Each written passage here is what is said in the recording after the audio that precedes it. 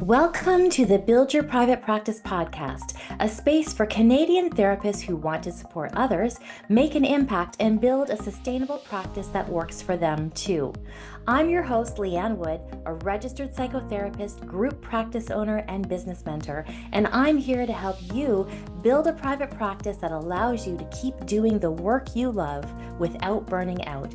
Because the people who need your help the most are counting on you, and you deserve a practice that supports you while you support them.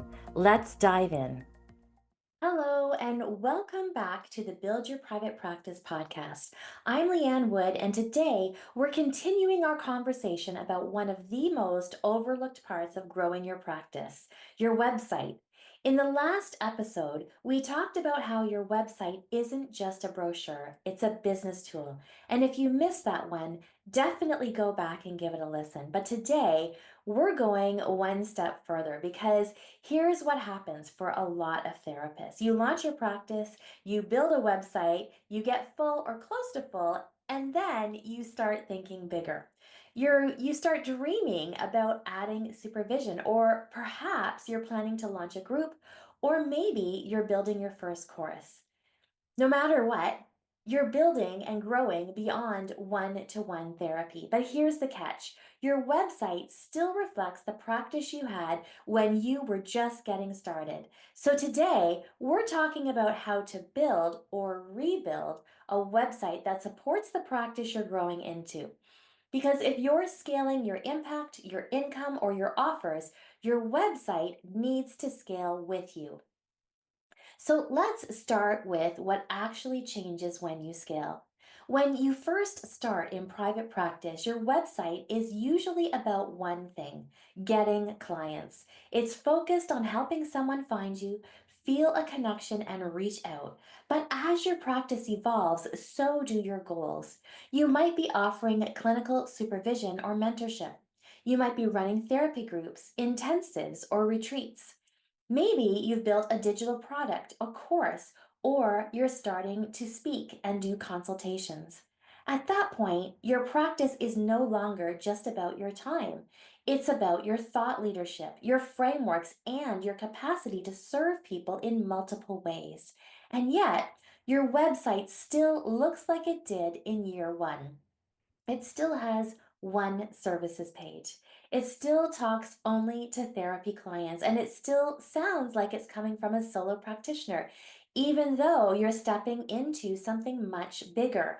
And here's the problem: when your website doesn't reflect the practice you're building, it slows down your momentum. People land on your site and have no idea that you offer more than therapy sessions. You end up explaining things over and over again or missing opportunities entirely.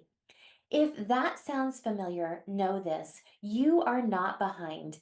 You are in the messy middle of growth, and your website just needs to catch up with where you're headed. So let's talk about what that shift actually looks like. Here are 5 things your website needs to evolve as your practice evolves. Number 1, multiple service pages, not just one big list.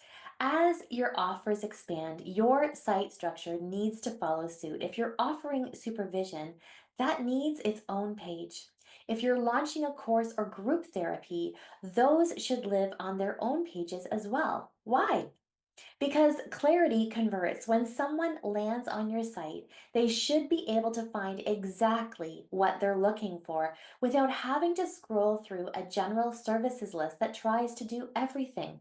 This is also helpful for SEO because Google understands and ranks specific focused pages more effectively.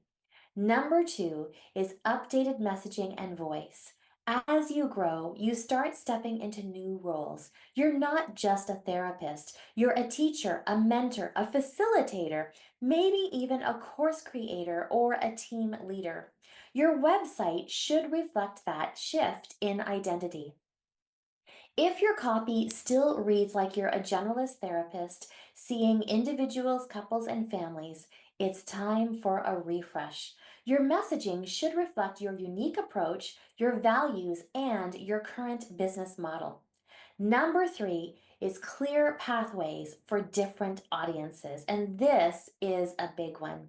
If your work now includes multiple audiences, say therapy clients, fellow professionals, and organizational partners, your website needs to speak to each of them directly.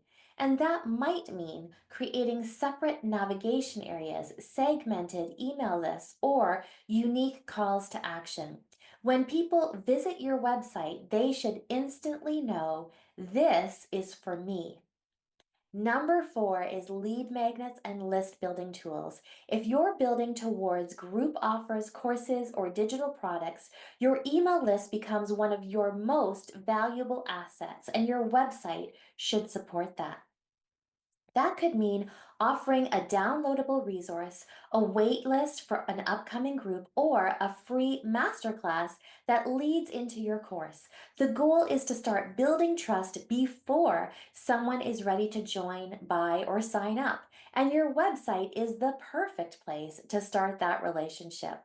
And number 5 is content that reflects thought leadership. As you grow, people are not just buying your time, they're buying your perspective.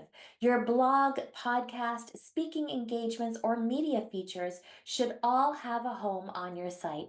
This helps position you as a leader in your niche and makes it easier for people to refer, collaborate, or invite you into new opportunities.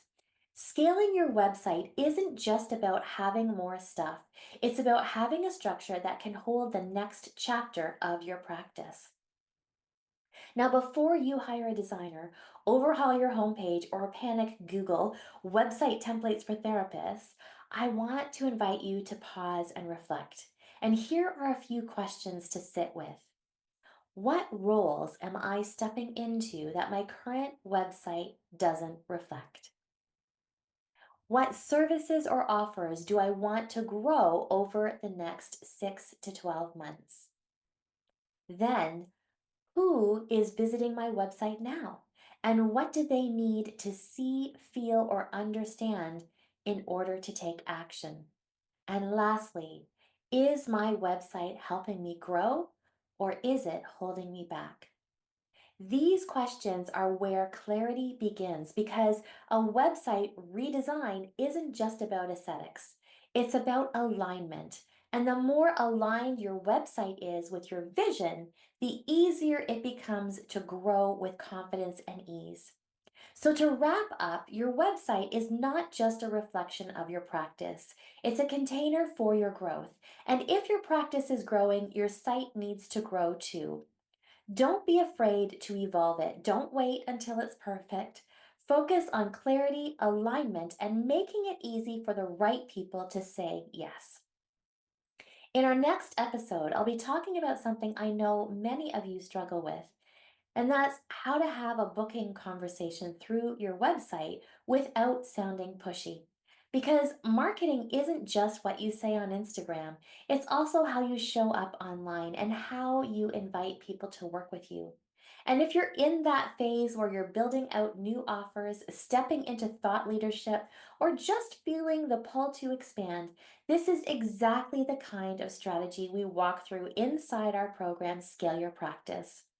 Thanks for tuning in, and as always, I'm cheering you on, and I'll talk to you again soon. Thanks so much for tuning in to the Build Your Private Practice podcast. If today's episode resonated with you, I'd love it if you'd subscribe, leave a review, or share it with a fellow Canadian therapist who needs this. And remember, the work you do matters. Keep showing up, keep holding space, and keep building a practice that works for you.